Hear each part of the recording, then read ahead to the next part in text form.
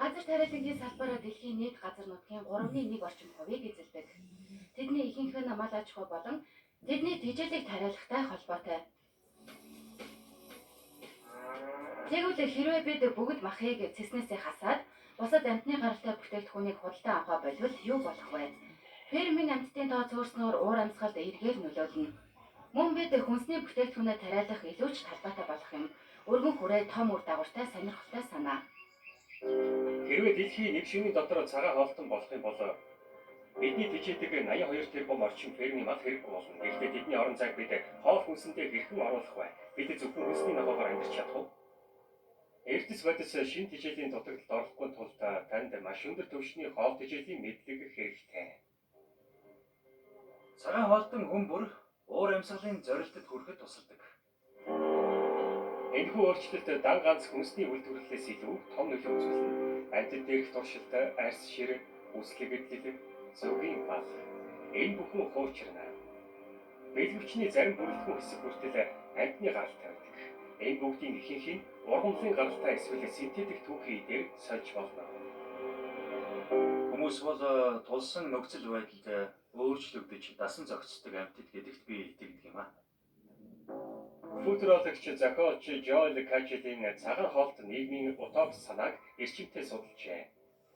Тэр өдөр тутмын амьдралдаа махнаас татгалзах нь ихэнх хүмүүсийн хувьд цочирдол болно гэсэн юм. Миний бодлоор тэд эхлээд уурлаж бас эсэргүүцнэ. Дараа нь тэд энэ бүх шинжилгээг хүлээн авна гэж би найдаж байна. Хөдөө аж ахуйд шинжилэл авчрах нь үүний гол төлбөр юм. Мал аж ахуйг цомгтгосноос маш их газар чөлөөлөв. Гэхдээ энэ бүх газар тариалан эрхлэхэд тохиромжтой биш л дээ. Хүн төрөлхтний бүгдийг хоол хүнсээр хангах нь бидний хувьд сорилт хэвээр л байх болно. Магадгүй бид бичил биетнийг хүнсэндээ төлхөө ашиглаж болох юм. Далаад тариалсан энэ бүтээгдэхүүн уургийн үнцэнтэй хүүсвэр болж чадна. Босоо тариаланч гэсэн чухал нээлт байж мэднэ. Эсвэл лаборатори дургуулсан мах гэх мэт өндөр технологийн хүнсний бүтээгдэхүүн ч байж болно. Цагаан хоол ертөнцид шинэ үйлдвэрүүд гарч ирэх болно. Ялангуяа хүмүүс огт өөр хоолны дэглэм барихад бэлэн биш байх тул хям, стейк гэх мэт зүйлсийг үргэлжлүүлэн эдэхийг хүсэх нь ойлгомжтой. Лаборатори дургуулсан мах сэлт нь энэ уламжлалыг үргэлжлүүлэх нэг арга юм.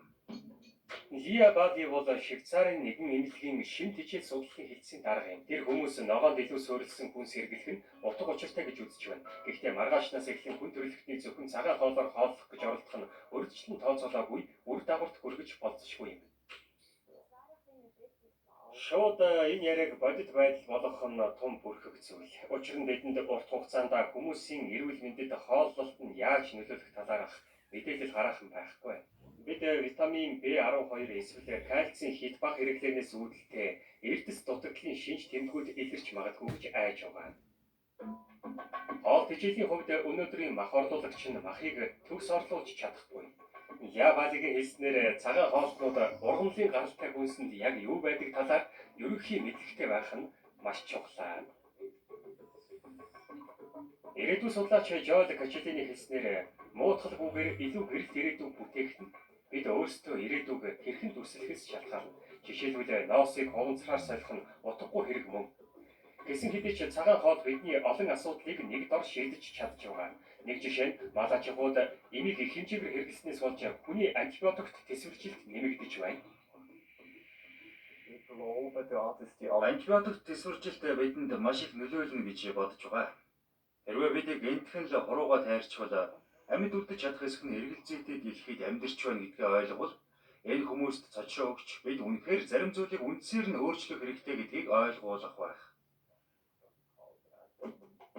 Цагаан хоолт ертөнц үнэхээр уур амьсгалд эергээр нөлөөлнө. Уур амьсгал судлаач Сирил Брунер дэлхийн хүлэмжийн ялгаруулал 15 орчим хувийг мал аж ахуй үйлдвэрлэдэг гэж дурдсан. Цагаан хоолтон болох нь бидний цаг уурын зорилттой хүрэх гол зам биш. Гэхдээ бид маргаашнаас эхлэн малгүйгээр амьдарч чадвал 2050 онд дундаж температур 115 градусаар буурах юм. Энэ яг юу гэсэн үг вэ? Бид дулаарлыг Цельсийн 1.5 хэм хүртэл хязгаарлах зорилт тавьсан. Тэгэхээр энэ бидний зорилтын 10 орчим хувь байх болно. Үнэхээр чухал. Хоёрдугаарт хүндрэлтэнд орон зай маш их хэрэгцээтэй байдаг. Дэлхийд даяар бид маш их ойг тайрч сүйтгэсэн дэлхийн ой модны 3/1-ийг шүү дээ. Хэрвээ бид цагаан хоолтон болох юм бол ийм их газар нутаг хэрэггүй болно гэсэн үг. Тэгэхээр бид зарим ойг эргэн сэргэж болох юм. Харин ой мод уур амьсгалыг сүйтгэгч асар хэмжээний хүлэнжийн хийг бууруулна. Гэсэн хэдий ч бид малгүй ертөнцөөс нэлээд хол байна. Жишээлбэл 2021 онд Швейцар улсад анхаарал гэхэд урд өмнөхөөсөө илүү хөндөг үйлдвэрлэжээ. Гэхдээ цагуурт сөрөг нөлөөгүй ирээдүйд тоол хүнс ямар байх болоо? Шинэ ертөнцийн маха өндөг сүү бүтээгдэхүүн багтаа дэлхий байх болно. Ирээдүйд бүгд цагаан хоолтон болох нь юу л болох? Бидний ердийн таавгийг үл харгалзан фермийн амьтад хизээч бүр мөсөн алга болохгүй л байх. Эцсийн эцэст тэд дэлхий дээрх амьдралыг нөхцөлдүүлэхэд тусалдаг бөгөөд маш энгийнээр бид тэднийг байлгах дуртай. Халалт, ган гарчиг, улирлын бус цаг агаар. Олон ч фермийн ургац болон бусад ургамлууд эдгээр сорилтыг даван туулж чаддаггүй. Үүнд модч орно. Германд олон тооны газвар маяг хордон шавьж сууж хатжээ. Харин энэтхэгт дулааны удралд орсны энэ цасны улмаас алюминий мод гэмтсэн байна. Эспанд гоног татарснаас оливын ургац буурчээ. Газар тариалан эрхлэгчид уур амьсгалын өөрчлөлтөнд бэлэн байх ёстой. Кай Хендрик Ховинд ер бусын ургамлуудаар хүрээлэгдсэн байна. Хөдөө аж ахуйн инженер маань энэ содон ургамлууд ирээдүйд Германд үндэсний хангамжийн шийдэл болж чадах эсэхийг мэдхийн тулд хээрийн туршилт хийж байна.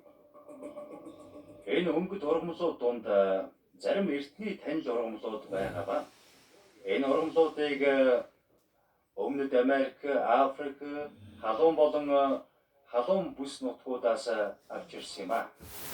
Энэ ургамлууд өөрчлөлтөнд таамаглаж буй дулаар л цагуурын өөрчлөлт, урд үндэсний хэмжээг даван туулах чадвар нь илүү сайн байх магадлалтай юм а. Ийм улаан өнгөтэй амарантыг эртний ацтекчүүд тариалдаг болжээ. Уг ургамлын үрд савуулаг агуулгатай бөгөөд өдгөө олон улсад эрүүл хоол гэж үнэлдэг байна. Гэвч Германы энэ талбайн ургац одоогоор бага байна.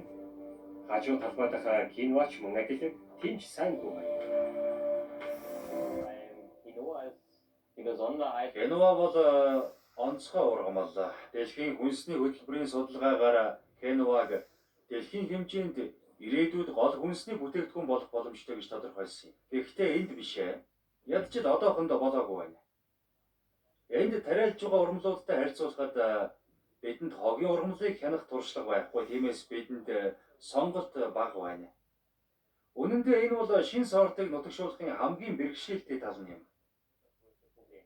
Германы зах зээлд аль хэдийн нэвтэрсэн Өмнөд Америкаас гаралтай ургамал болох чиагийн хувьд бүх зүйл илүү ирээдүйтэй харагдаж байна. Чиагийн ургалд маш сайнаас гадна хогийн ургамалд төсвөртэй гэдгийг бид сайн харж авсан.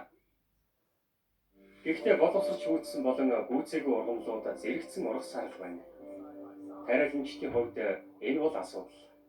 Бүгд нэг дор боловсрахгүй байгаа. Ургалт гэдэг тасралтгүй үргэлжилдэг. Эндээс шинээр цэцэг ургасаар байгаагаас нь энийг харж болно. Тиймээс нэг дор бүр бүгд боловсрч гүйцэхгүй байгаа нь өнөө хүртэл Германд ургуулсан тарианаас ихээхэн ялгаатай. Рапс, улаан буудай, үр тарианаас ялгаатай. Хэдхэн километрийн зайд Лоренц Коттманы Брауншвейг дэх Германы холбооны тармил ургамлын судалгааны хүрээлэнд өөрийн бие даасан хээрийн туршилтыг хийж байна. Уур амьсгалын өөрчлөлт энд ч мөн анхаарах асуудал мөн. Хүрээлэнгийн талбай дээр 12 төрлийн шар будааны үр, шар будаа тариалж байна. Шар будаа Африкт хамгийн чухал хүнсний бүтээгдэхүүн юм. Одоогийн байдлаар хэд хэдэн сорт сайн ургаж байгаа боловч ихэнх нь сайн ургахгүй байна. Энэ ургамалд 2023 онд Германд хэд халуун байсан зуунихаас ч илүү дулаан зун хэрэгтэй байна. Энэ ургамал сэрүүн температурыг тийм сайн төсвөрлөдөг.